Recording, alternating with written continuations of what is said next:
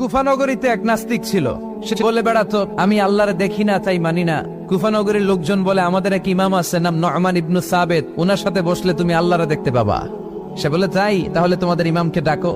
সাইয়েদনা ইমাম আবু হানিফা টাইম দিলেন, এই জুমার দিন, আজকে জুমার দিন না, এই জুমার নামাজের পরে ঠিক ভর দুপুরে 2টায় সবাই আমরা একত্রিত হব। নাস্তিকও আসবে, সাইয়েদনা ইমাম আবু হানিফাও আসবে। জুমার সালাতের পরে লোকের বন্যা বয়ে গেল, বাঁধ ভাঙা জোয়ার, অনেক মানুষ।